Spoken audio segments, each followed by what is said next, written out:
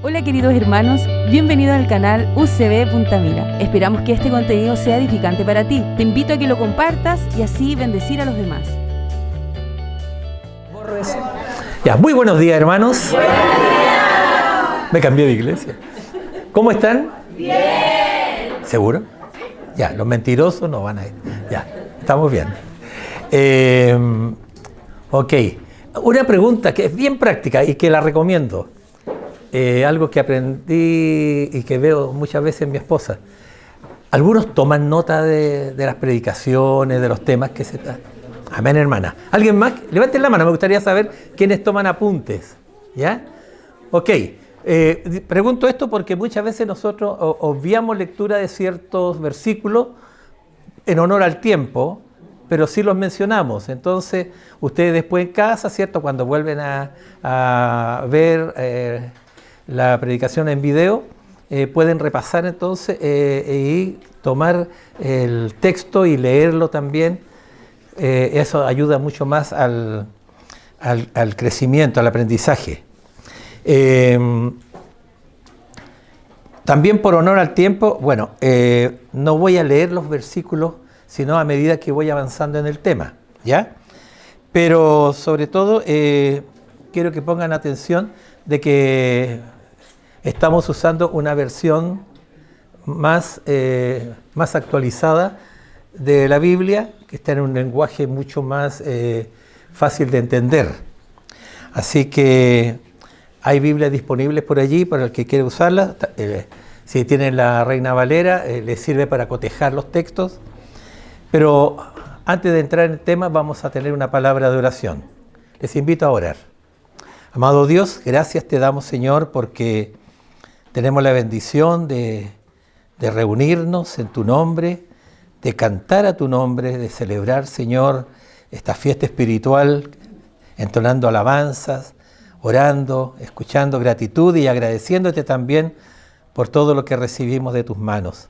Oramos ahora, Señor, porque queremos también ser enseñados por ti y también ser corregidos si es necesario para poder, Señor, ser más eficientes en nuestro caminar contigo.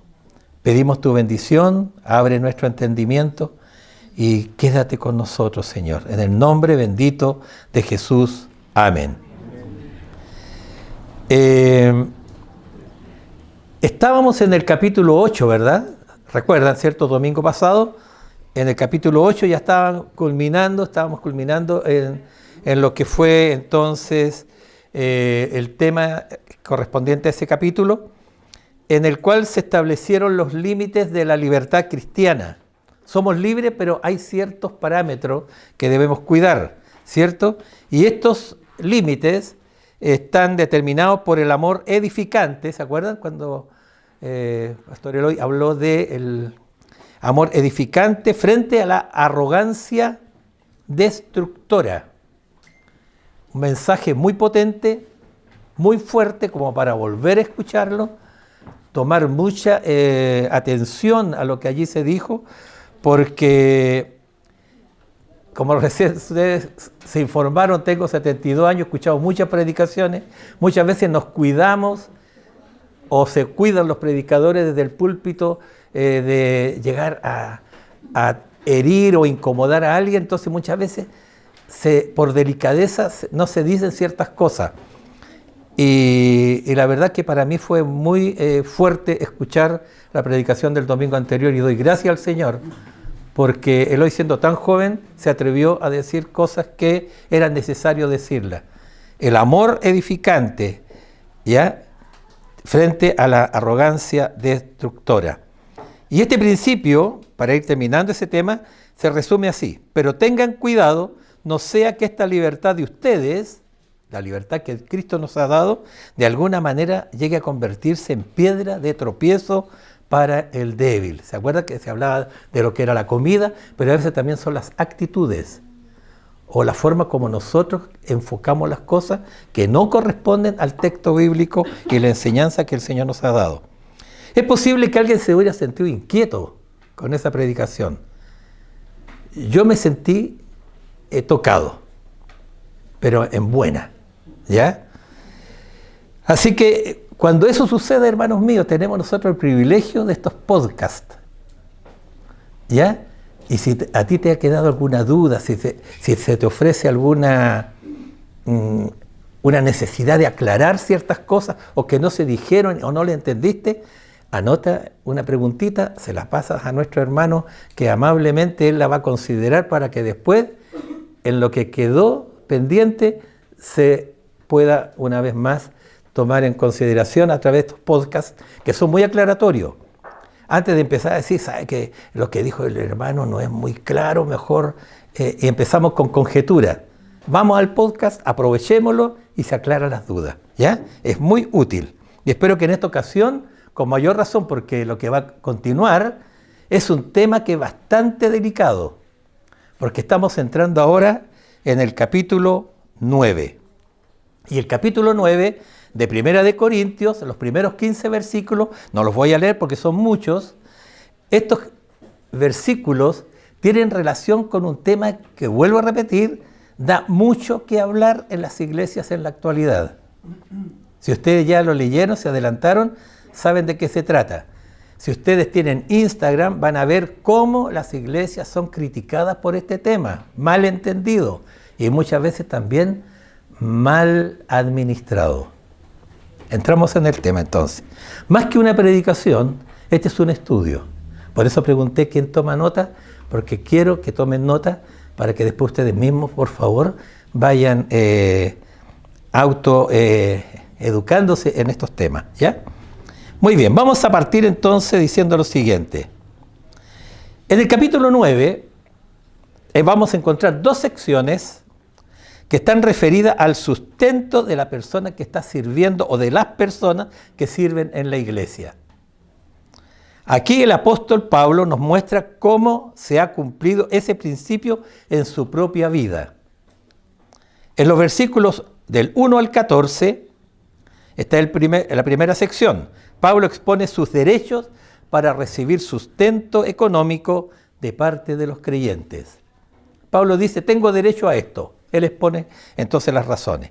Y en los versículos 15 al 18, que no lo vamos a tocar hoy, sino el próximo domingo, Pablo explica las razones por las que él no va a hacer uso de ese derecho. ¿Nos queda claro, cierto? Hay un derecho, es como eso, usted tiene derecho a guardar silencio, ¿cierto? Pablo dice, me abstengo. Eso lo vamos a escuchar el próximo domingo. Así que ustedes a la misma hora y en este mismo lugar van a poder despejar la razón de por qué él renunció. Así que no se lo pierdan. Próximo domingo, entonces lo vamos a ver, ¿ya? Entonces, en la primera sección, que la vamos a ver hoy día, Pablo nos da 6 razones por las cuales él sí tiene derecho a ser apoyado por las iglesias que él ministraba. 1, él era un apóstol. 2, es una costumbre pagarle a los obreros. Nuestro hermano Cristian se fue a trabajar ahora al norte, ¿cierto? ¿Va a renunciar al derecho a recibir pago? No, ¿cierto? Nadie. Alguno diría, no, yo vengo por amor al arte aquí. Levante la mano, por favor, el que piensa así. Gracias por la timidez. Bueno, lógico, nadie trabaja por bolitas de dulce, ¿cierto? Todos queremos que nos paguen y nos paguen bien. Tercera razón, esto es conforme a la ley de Dios. 4, otros líderes ejercen este derecho. 5, es una pauta universal. Todo el mundo trabaja por una paga, es normal. Y 6, Jesús lo ordenó. Vamos a ir desglosando este tema. En el punto 1, Pablo era un apóstol. Entonces, en los primeros versículos, que son 6 en total de estos 15, si tienen la Biblia a mano pueden seguirla, dice, ¿no soy libre? Él pregunta en una forma como planteando en negativo, pero la respuesta se da en positivo. ¿No soy libre? ¿No soy un apóstol? ¿No he visto a Jesús nuestro Señor? ¿No son ustedes mi obra en el Señor? Si para otros no soy apóstol, por lo menos para ustedes sí lo soy, pues ustedes son mi sello de mi apostolado en el Señor. Mi defensa contra los que me examinan es esta. ¿Acaso no tenemos derecho a comer y beber? no es ir a un asado y tomar, no se refiere a eso, sino a alimentarme, ¿ya? A servirme mis alimentos, a beber mi juguito, mi agüita y otras cositas, ¿ya? No tenemos derecho a llevar con nosotros a una esposa creyente, así como los demás apóstoles y los hermanos del Señor y Cefas. ¿O acaso solo Bernabé y yo no tenemos el derecho a no trabajar? Son preguntas fuertes que tienen su respuesta entonces muy clara. La primera razón, él era un apóstol, ustedes bien lo dijeron. Y esto tiene que ver solo con los apóstoles, ¿ya? Lo cual actualmente no está vigente. Ojo con lo que estoy diciendo. Los apóstoles en el presente no están vigentes. Y las razones las vamos a dar. El vocablo apóstol se traduce como enviado, ¿cierto? Enviado en comisión. Y esa comisión fue establecer los fundamentos de la iglesia. Y esto se hizo una vez que el Señor ya comisionó a esos 12. El versículo 1 contiene 4 preguntas, las cuales se responden por su propio peso. Y la primera pregunta es, ¿no soy libre? Cuando los corintios escribieron a Pablo, ¿se acuerdan que habían hecho unas preguntas? No sabemos qué pregunta era, esto lo hemos dicho ya en varios domingos. Ellos habían escrito, Pablo, por favor, respóndenos estas preguntas. No sabemos qué preguntas fueron. Pero aquí, entonces, también recurro a esa carta que le enviaron a Pablo. Ellos le escribieron y destacaron la importancia de ser libres en Cristo. Lo cual Pablo mismo se lo había enseñado, ¿ya? Ustedes son libres. Ahora Pablo declara su propia libertad y también sus propios derechos. Y les dice algo así como, yo no tengo menos libertad que ustedes. Tenemos igualdad en cuanto a libertad. ¿Ya? Aprecio mi libertad tanto como la valoran ustedes, pero hay otras cosas que yo valoro mucho más. Está hablando Pablo. Despejado eso, si somos libres o no, la segunda pregunta es, ¿no soy apóstol? Algunos ponían en duda que Pablo fuera un apóstol. ¿Por qué? Porque no había pertenecido al grupo primitivo de 12. ¿Ya? Acuérdense que él aparece mucho después. ¿No soy apóstol? Y esto se relaciona con lo anterior. Pablo asumía en propiedad lo que significaba su apostolado. Y aquí hay varias cosas que hay que tener presente para entender por qué Pablo es un apóstol y por qué ahora no hay apóstoles. De hecho, nunca predicaba o enseñaba poniendo algo de su propio parecer. Él nunca dijo, bueno, yo pienso así, esto lo voy a imponer. No ministraba ni servía en su propio nombre o poder. Pablo se despojaba de todo lo que fuera su propia manera de pensar para colocar la mente de Cristo, el pensamiento, la palabra pura. No ministraba ni servía en su propio nombre o poder. Él era un apóstol del Señor, comisionado para predicar el Evangelio.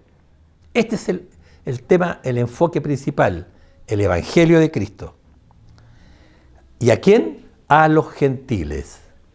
Esto es muy importante. Pablo se declaró un apóstol a los gentiles. ¿Y quiénes son los gentiles? Los que no eran judíos, los que no habían salido de la raíz judía y se habían convertido, sino todos los que estaban fuera de ese grupo, extranjeros, digamos, para Israel, era el mundo gentil, ¿ya? Según esto lo leemos en Hechos 9:15. Ahí pueden anotar la cita, Hechos 9:15, que es lo que dice. Allí se exponen 2 evidencias que verifican su apostolado. Y esto es súper interesante. La primera evidencia es la tercera pregunta que él plantea. ¿No he visto a Jesús nuestro Señor? Y todos decían, sí, tú lo viste. Entonces soy un apóstol, porque vi a Jesús resucitado. Según consta en el libro de Hechos, capítulo 1, del 21 al 22, solo podía ser apóstol aquel discípulo que pudo ver con sus propios ojos a Jesús resucitado. Esto es muy, muy claro. Es un fundamento profundo para ser apóstol. Y aunque Pablo no anduvo, ni estuvo, ni caminó con los 12 que el Señor había llamado, tuvo el privilegio de ver a Cristo resucitado al menos en 3 ocasiones. Voy a dar las citas, ¿ya? El Señor se le apareció en la conversión. ¿Recuerda? Cuando iba camino a Damasco a atrapar cristianos y maltratarlos. Era un perseguidor. Pero allí se le aparece el Señor cuando le dice, yo soy Jesús a quien tú persigues. ¿Ya? Eso está en Hechos 9, 4, 5. Capítulo 9, versículos 4, 5. Después se le aparecen 2 visiones. ¿Cuáles son esas? Hechos, capítulo 18, 9 al 10, y Hechos 22, del 17 al 18. Visiones de Pablo, donde vio a Cristo resucitado. Eso a él le permitió entonces ser un apóstol. Pablo podía dar testimonio de haberse encontrado personalmente con Jesús resucitado. Lo escuchó incluso, habló con él. ¿Quién eres tú, Señor? Yo soy Jesús a quien tú persigues. ¿Se acuerdan? Conmovedor, la conversión de Pablo, queda ciego. Y de ahí se lo llevan casi a tropezones, guiándolo, mientras no veía nada, hasta Damasco. Pablo podía dar testimonio entonces de haberse encontrado con el Señor. La segunda prueba de su apostolado eran los mismos creyentes corintios y corresponde entonces a esta cuarta pregunta. ¿No son ustedes mi obra en el Señor? Él había formado, llegó a trabajar en una ciudad pagana donde no había nada y él empieza a evangelizar y empieza a constituirse la iglesia local en la ciudad de Corinto. ¿Ya? ¿No son ustedes mi obra en el Señor? Si para otros no soy apóstol, por lo menos para ustedes, le dice a la congregación, ustedes sí, para ustedes sí lo soy. Porque ustedes son el sello de mi apostolado en el Señor. O sea, ustedes pueden dar testimonio de eso. Ustedes son mi aval, son mi respaldo. Entonces le deja muy claro que él sí es un apóstol. Entonces, la iglesia de Corinto era la obra apostólica de Pablo. La labor evangelizadora, el discipulado de Pablo. Y todo esto en medio de una ciudad idólatra como lo era la ciudad de Corinto.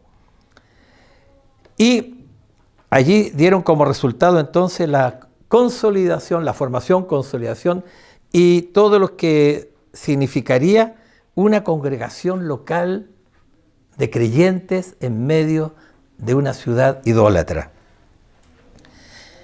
La iglesia en Corinto viene a ser entonces el sello del apostolado en el Señor, un sello vivo, como dije recién, un aval, ¿cierto? O sea, la clara confirmación de una obra realizada y la prueba de autenticidad de esa obra realizada por un apóstol. Teniendo en claro eso, entonces, vamos a pasar entonces a argumentar la defensa de Pablo. Vamos al versículo 3. Allí dice, contra los que me acusan. Había gente que se oponía o andaban averiguando, ¿será este un cristiano legítimo? ¿Será un apóstol? ¿Ya? Los que examinan o ponen en duda, dice, esta es mi defensa. El primer derecho que defiende es el de recibir sustento económico de parte de los creyentes. Vamos a hablar más de este tema. Vamos a la pregunta 5 que hace entonces. ¿Acaso no tenemos derecho a comer y beber? Es decir, ¿no tenemos el derecho de esperar que nos provean de comida y bebida?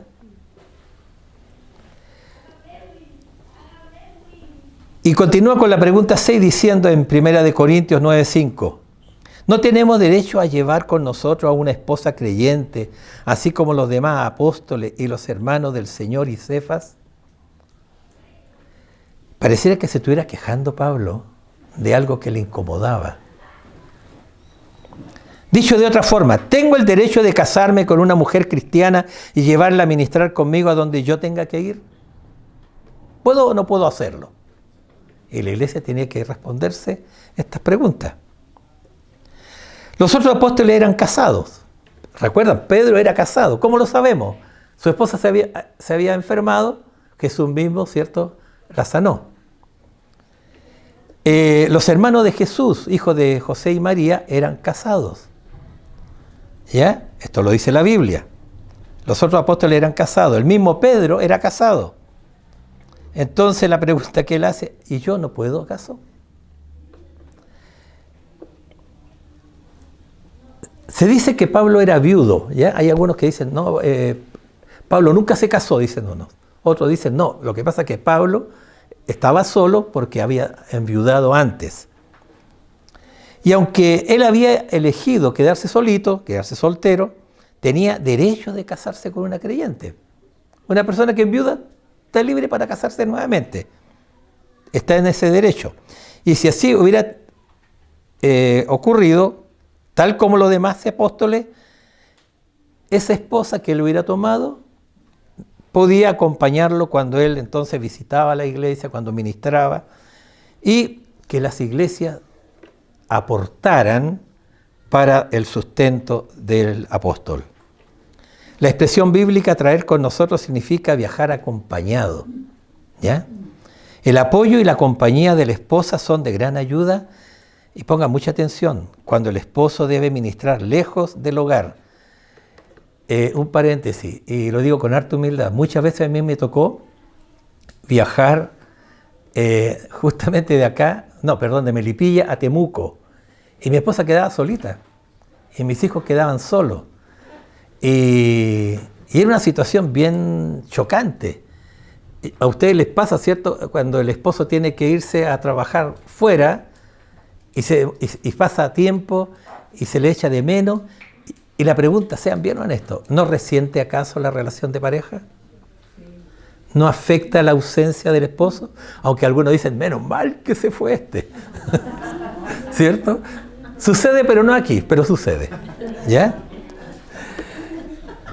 Entonces, hermanos míos, Pablo cuida este equilibrio, ¿ya? El equilibrio de la intimidad. Entonces, este término, traer con nosotros, significa viajar acompañado, ¿ya? El apoyo y la compañía de la esposa son de gran ayuda cuando el esposo debe ministrar lejos del hogar. Ahora, piensen ustedes en esos tiempos, cómo se viajaba, cómo eran los caminos, y aunque los romanos habían construido caminos bastante buenos, pero no estaban exentos de peligros. Y los viajes no eran de 8 horas como ahora, ¿cierto? Y si toman un avión llega en 3 horas. Era semanas viajando. Ustedes recordarán, ¿cierto? Vamos a los viajes misioneros de Pablo, los naufragios y todos los peligros a que se enfrentaban. Sigamos. Ahora, este derecho de viajar con la esposa e involucrarse juntos en los ministerios, en trabajos de campamento, de conferencia y todo eso, es bastante saludable. Los pastores, los evangelistas, los misioneros, en lo posible deberían estar con sus esposas cuando se les invita por parte de alguna iglesia. Claro, si le invitan de aquí a San Juan es re fácil, o a La Serena, pero ya salir un poco más lejos es grato, es bueno que puedan viajar con las esposas a atender alguna invitación, qué sé yo, ¿ya? Y también a recibir un sustento suficiente que cubra las necesidades de la familia pastoral o ministerial. Y también de parte de los que invitan o de los que abren esta posibilidad, también tiene que haber una actitud de saber que se van a recibir más personas y hay que buscar la estrategia para que se puedan atender a esas personas, ¿ya? Ahora voy a quejarme un poquito. Es lamentable, hermanos, que muchas veces los pastores, los misioneros y otros siervos han enfrentado situaciones de quiebres matrimoniales. Hay testimonios muy cercanos. En una ocasión me correspondió viajar con mi esposa, gracias a Dios porque pude viajar con ella. Fuimos a Córdoba a visitar a un misionero y su esposa estaba en una en una casa de retiro, con un quiebre emocional tremendo, su esposo llorando y poniendo en peligro la relación de pareja, porque él estaba tan involucrado en la obra y ella pasaba tiempo sin él. Y este no es el único caso. Y los días que estuvimos en Córdoba, tuvimos que dedicarlos a ayunar y a orar por ese misionero. No estoy destacando lo que nosotros tuvimos que hacer, sino estoy destacando una situación crítica que se dio en personas que se involucran en la obra y aman tanto la obra y se sacrifican tanto que la familia se resiente. Después los hijos crecen y los hijos no quieren nada con la iglesia. Quiebres matrimoniales, porque el ministerio, como acabo de decirlo entonces, les ha absorbido tiempo valioso desatendiendo la familia. Volviendo a lo del sustento ahora. La iglesia debe desarrollar una actitud comprensiva y justa, apoyando a los que se dedican a tiempo completo a la obra del Señor. Con una nota de sarcasmo, Pablo sigue preguntando. Versículo 6 dice: ¿o acaso solo Bernabé y yo no tenemos derecho de no trabajar? De hecho, Pablo y Bernabé tenían el mismo derecho de los demás ministros a recibir un sustento por el ministerio que desarrollaban, sin verse obligado a trabajar en otros oficios. Algunos se estarán preguntando, pero Pablo trabajaba, ¿cierto? Las 5 razones siguientes son aplicables a todos los ministros y obreros cristianos en toda la historia de la Iglesia Universal, y se entiende que debe estar cumpliéndose en las iglesias locales. Esta es una iglesia local. Para los que no tienen claridad en cuanto a Iglesia Universal y esto, la Iglesia Universal son todos los creyentes de todo el mundo. ¿Ya? No importa a qué iglesia pertenecen. Los creyentes formamos parte de la Iglesia Universal, pero la iglesia local es esta, ¿cierto? Ahora, como las ciudades son más grandes, tienen muchas iglesias locales, con distintos nombres, qué sé yo. Bien, vamos entonces. El segundo punto que yo mencioné en un comienzo, dice que es costumbre pagar a los obreros, ¿cierto? Yo hice una pregunta. ¿Ustedes que trabajan, están trabajando por un sueldo? Sí, me dijeron. Pablo nos deja 3 ejemplos ilustrativos para demostrar que en toda sociedad existe la costumbre de pagar al que trabaja. Eso está bastante claro, pero lo vamos a hablar igual. De la misma manera, como lo hace buena parte en este capítulo, el apóstol instruye mediante preguntas retóricas. Por ejemplo, en el versículo 7 dice: ¿quién ha servido alguna vez como soldado a sus propias expensas? Nadie. ¿Quién planta una viña y no come de su fruto? Nadie. ¿Quién cuida un rebaño y no toma lechecita del rebaño? Y se come de repente un cabrito asadito por ahí. Nadie, ¿cierto?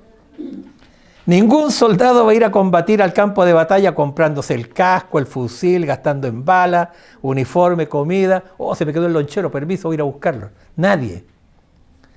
Ningún obrero agrícola trabajaría en una viña labrando la tierra o cosechando para un agricultor pensando, no importa que no me pague. Me conformo con unas papitas y una cebolla. Nadie hace eso. Los pastores en las majadas o en la cordillera tampoco trabajan gratis. Ellos pueden hacer uso y consumo de una parte de la leche del rebaño, comerse unos quesitos, ¿cierto?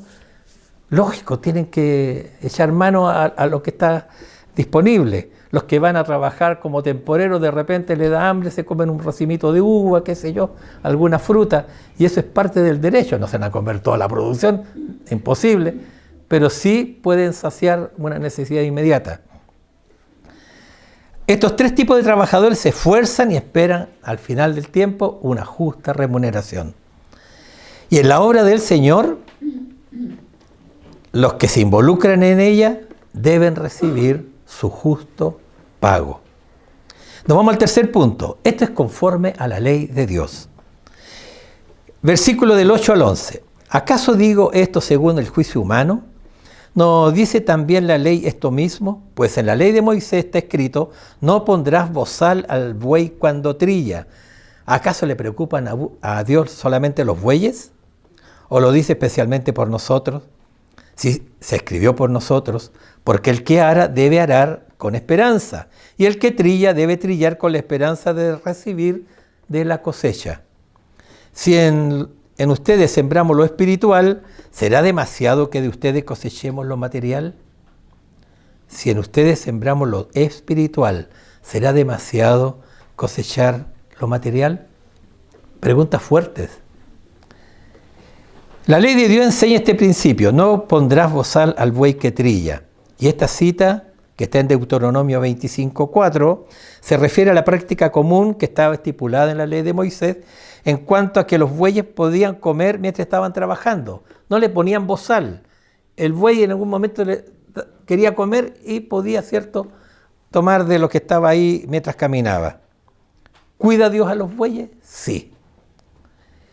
¿Tiene interés en el bienestar de los animales y enfatiza que las personas que trabajan también merecen una justa remuneración?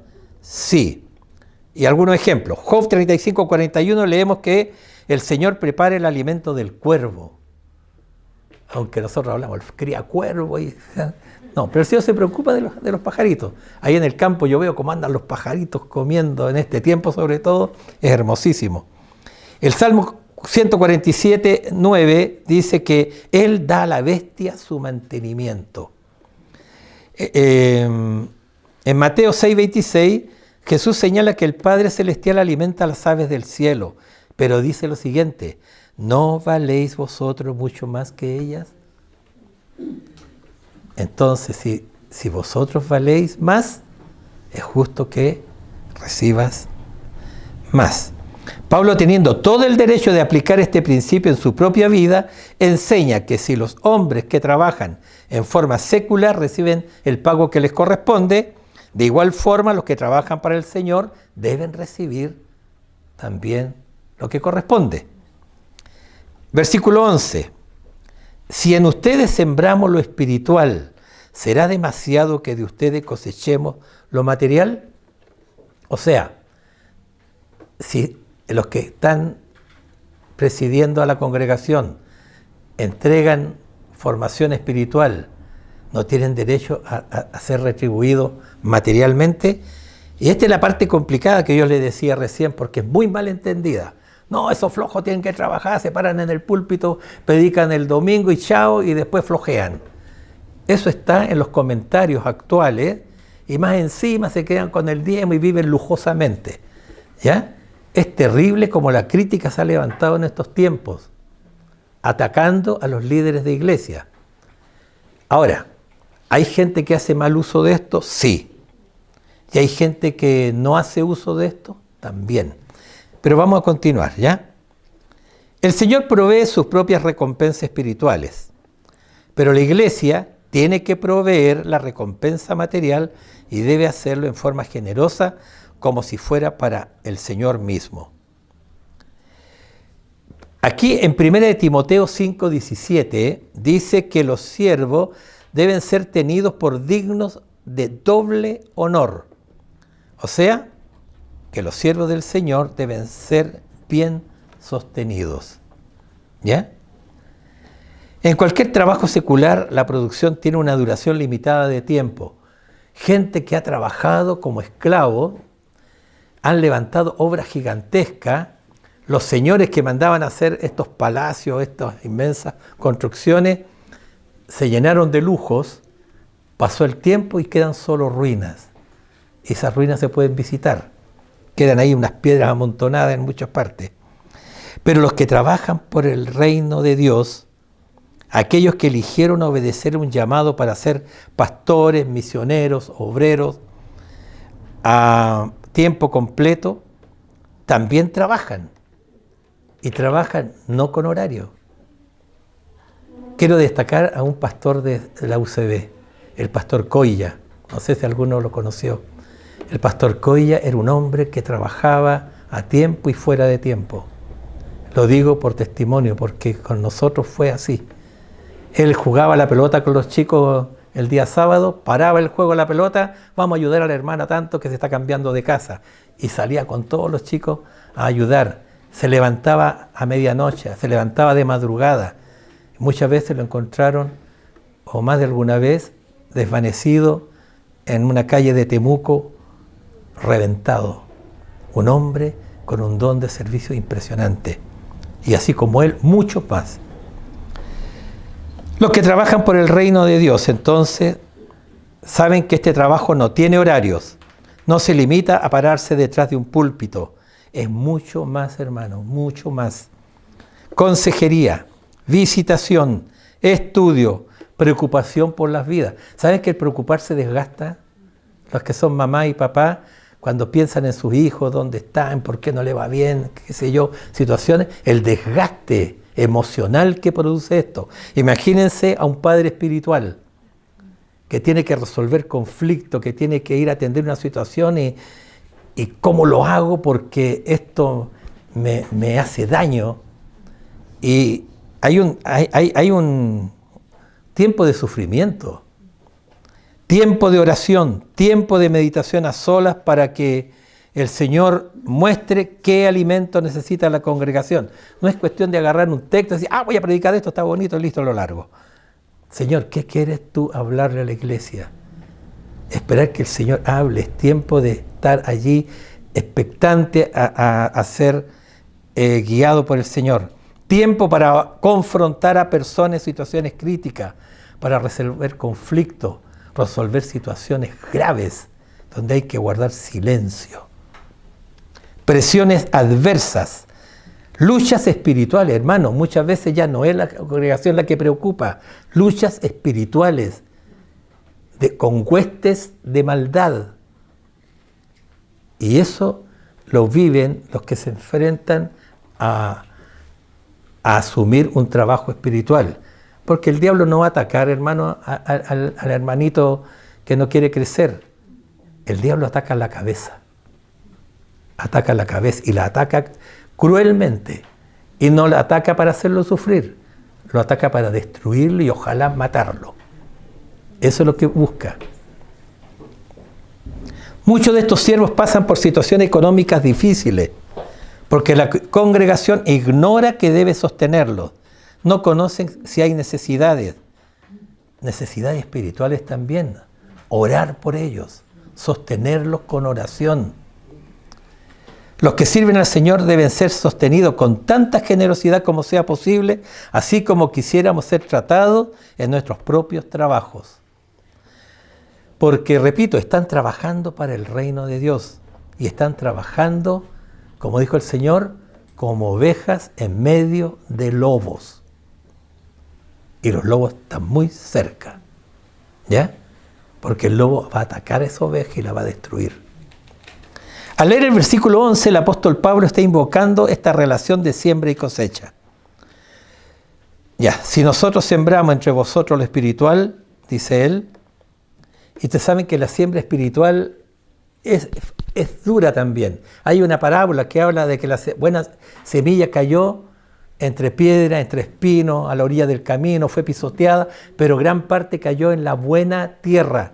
Y cuando se predica la palabra del Señor, se espera que caiga siempre en buena tierra, para que pueda dar fruto.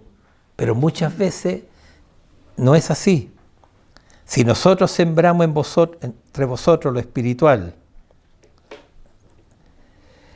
la siembra la hace el labrador. ¿Y ustedes saben? ¿Alguno ha sembrado alguna vez? ¿Y cómo se siente cuando se le seca la plantita? ¿Cierto? A mí se me secaron unos paltos. También los tuyos, de verdad. Lo siento, Pamela. No fue culpa mía. Fueron las heladas, ha hecho mucho frío. ¿Ya? Me perdí. Bueno, él dice, si ha trabajado, ¿cierto? Ocupando esfuerzo, hay necesidades, ¿cierto? ¿No será demasiado que de ustedes cosechemos lo material? Recordemos, el obrero es digno de su salario, ¿ya? Y hay un buen ejemplo, un precioso ejemplo. Las iglesias de Macedonia, Filipo, Tesalónica, Berea, habían apoyado a Pablo cuando estuvo sirviendo entre ellos y después cuando él salió como misionero para ir a la iglesia de Corinto, siguieron apoyando. ¿Ya?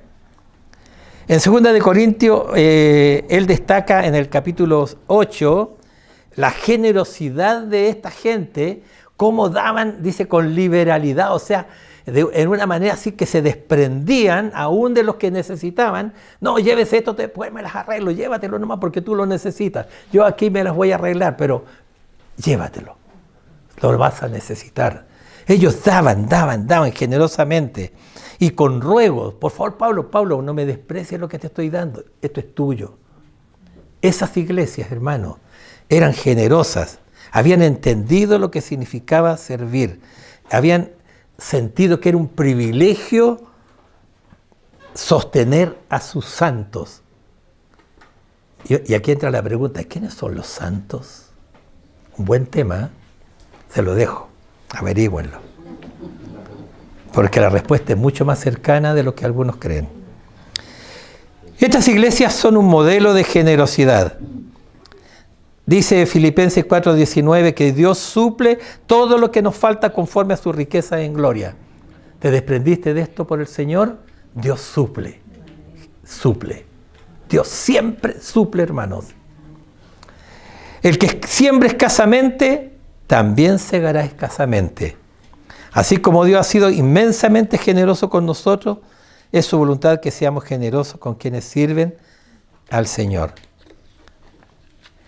Y ahora entro en un tema que es bien interesante. El número 4 dice que otros líderes ejercen su derecho.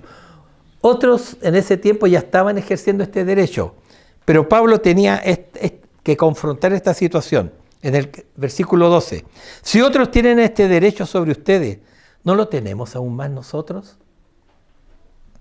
Sin embargo, no hemos usado este derecho, dice Pablo, sino que sufrimos todo para no causar estorbo al Evangelio de Cristo. Y aquí entramos en un tema bien interesante, ¿eh? Pablo está exponiendo una cuarta razón expresando el derecho a ser sostenido. Empieza como a reclamarlo.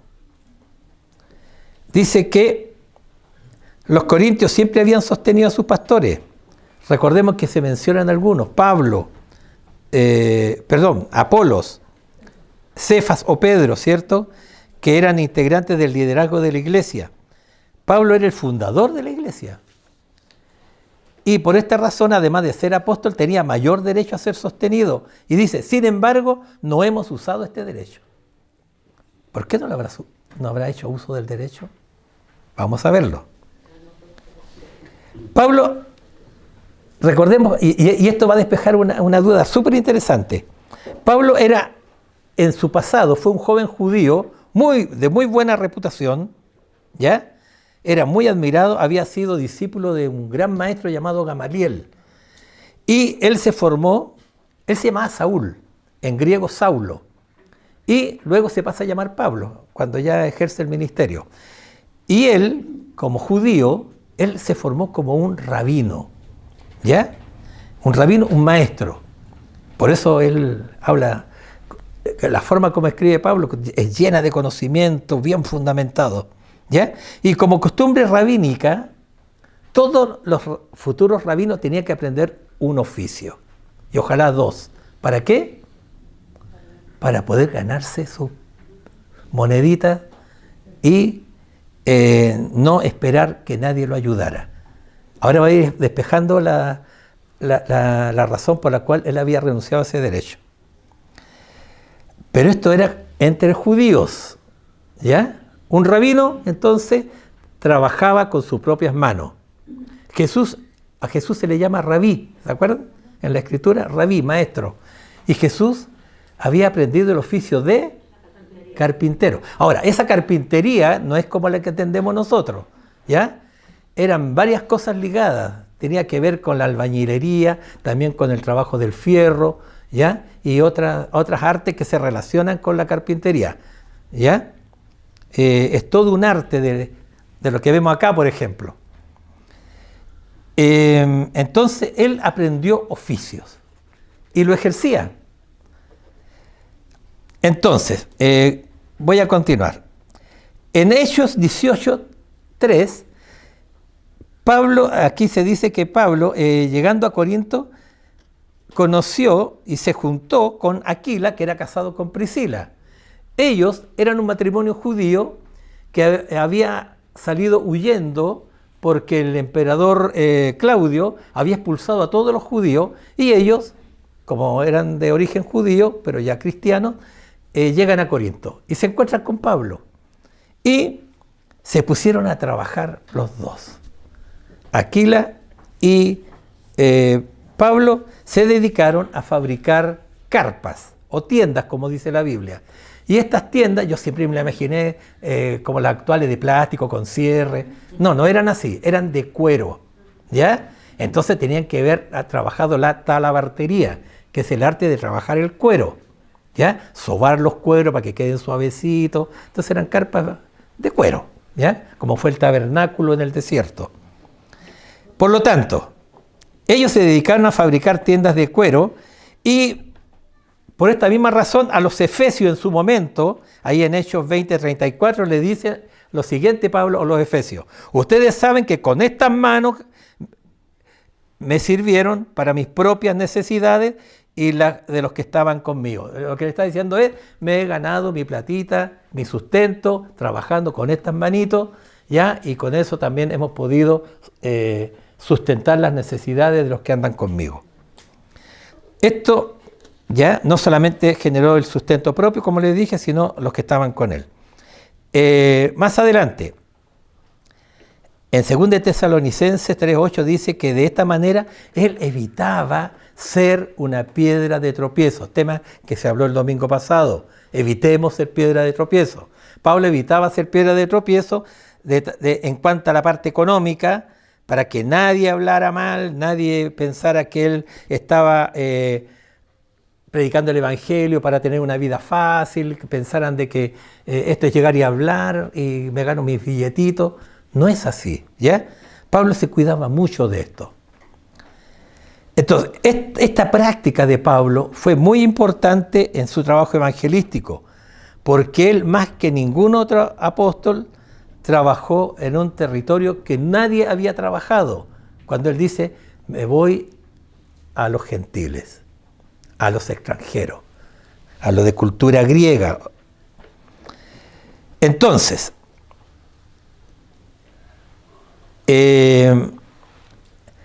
para los gentiles alcanzados que estaban recién convertidos, él quería cuidarse, no causar ninguna señal que significara entorpecer el trabajo, ¿ya? Los otros apóstoles del Nuevo Testamento trabajaron sobre todo entre los judíos, ¿ya? Y los que se convertían estaban acostumbrados, como lo estaba cualquier judío, a que los ministros del Señor fueran sostenidos por su pueblo. Aquí hago una salvedad: los rabinos no recibían pago, se lo ganaban con sus manos, pero los demás que servían, ellos eran sostenidos por el pueblo, ¿ya? Incluso si ustedes ven en la actualidad, toda esta gente, los judíos ortodoxos, esos que se dedican, andan con sus cositas, sus sombreritos, filactería y cosas, ellos son sostenidos por el Estado de Israel, ¿ya? Ellos lo único que se dedican es a hacer una vida religiosa, y el Estado los sostiene. Bueno, voy a continuar. El otro punto, que es el penúltimo, que esto era una pauta universal, en 1 Corintios 9:13 dice: ¿no sabéis que los que trabajan en las cosas sagradas comen del templo, y que los que sirven al altar del altar participan? En este versículo, el apóstol Pablo cita la costumbre practicada por quienes se sostienen de las ofrendas dejadas en el templo, ¿ya? Los sacerdotes, los que servían en el templo, comían de los diezmos que eran consistentes en alimento, cosecha y todo esto que llegaba al templo. Entonces ellos hacían uso para su mantención, ¿ya? Y esta costumbre ya existía desde tiempos muy antiguos, ¿ya? Voy a ir resumiendo. Cuando se establece el sacerdocio con Aarón, Los sacerdotes que se dedicaban a las cosas sagradas presentando sacrificios, primero en el tabernáculo en el desierto y luego en el templo, ellos eran sostenidos mediante los diezmos y ofrendas consistentes en la 10ª parte de las cosechas y de los animales, además de los sacrificios que realizaron, ¿ya? No voy a entrar en profundidad en esto porque es mucho tema, ¿ya? Pero entendiendo que ellos habían dedicado su vida completa para servir a Dios en el altar, era necesario proveerle de sustento. Y eso lo podemos leer en el libro de Números, capítulo 18, del 8 al 24. Si alguien quiso anotarlo, Números 18, del 8 al 24. El último punto, el sustento Jesús lo ordenó. Así también ordenó el Señor a los que anuncian el Evangelio que vivan del Evangelio. Esto está en 1 Corintios 9, 14. De acuerdo con este texto, Pablo tenía derecho a solicitar que lo apoyaran, porque el mismo Señor respaldaba este principio.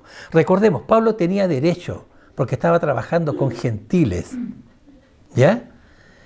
Y él renuncia a este derecho.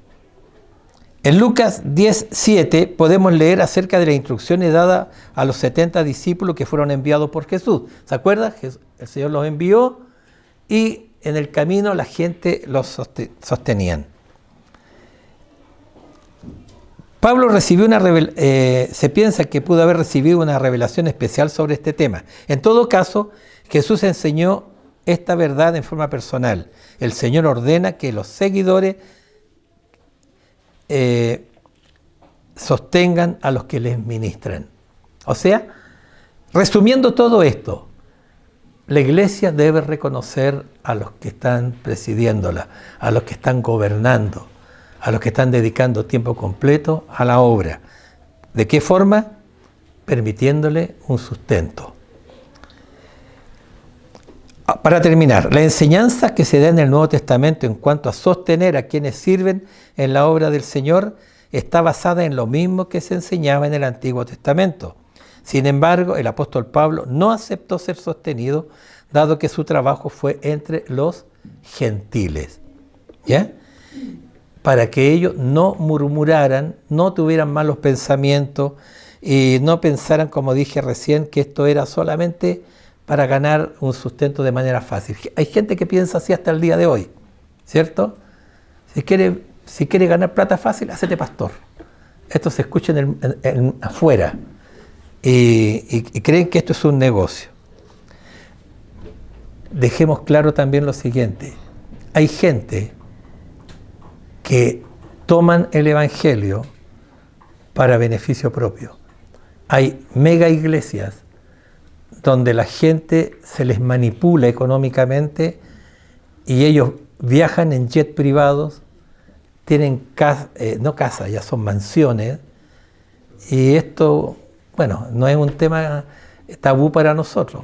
Lamentablemente se da en otros niveles, en otros tipos de iglesias. En cuanto a nosotros, tenemos la riqueza de la enseñanza del Señor, como para poder saber exactamente lo que el Señor quiere de parte nuestra. Hay pastores de centros bíblicos que no reciben sustento suficiente. Hay iglesias que no tienen pastor porque no hay sustento, porque son iglesias muy limitadas en lo económico, donde no hay ni siquiera para los que asisten. Hay realidades que nosotros no conocemos, pero no por eso debemos nosotros pensar de que no hay necesidad. Podemos ofrendar, podemos evitar que eso se dé también en las congregaciones donde nosotros estamos. Debemos ser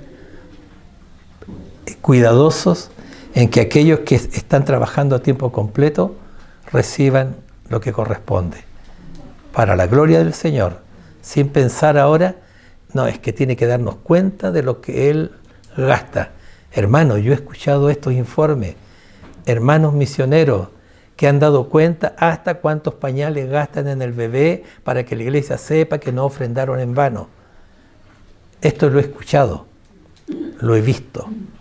Por eso les invito a que seamos muy sanos en lo que es cuestión de dineros. Por amor al Señor, seamos transparentes, ¿ya? Y cuando algo no merezca duda, pregunten, convérsenlo, aclárenlo en la presencia del Señor, porque esto no es para malas intenciones ni malos pensamientos, es para que el nombre del Señor no sea mancillado y la iglesia sea sana y nadie hable mal de nosotros, ni nosotros entre nosotros, ni alguien hable de quien no debe. ¿Ya? Cuidémonos, hermanos. Que el nombre del Señor sea santificado entre nosotros y nuestros testimonios sean puros delante del Señor. ¿Amén? Vamos a orar. Amado Dios, enséñanos a ser buenos administradores. Enséñanos, Señor, a cuidarnos de malas prácticas. Padre, cuídanos. Necesitamos, Señor, caminar con la frente en alto y reverenciados delante de ti, de manera que tengamos temor, Señor, de lo que es tuyo y sepamos, Señor, caminar rectamente, no permitiendo, Señor, que nada empañe la relación que tenemos entre nosotros como hermanos, ni tampoco en nuestra relación contigo. Ayúdanos, Señor, a ser transparente en todos los sentidos, para que nadie hable de nosotros y mancille tu nombre. Oramos, Señor, en el nombre de Jesús. Amén. El Señor les bendiga.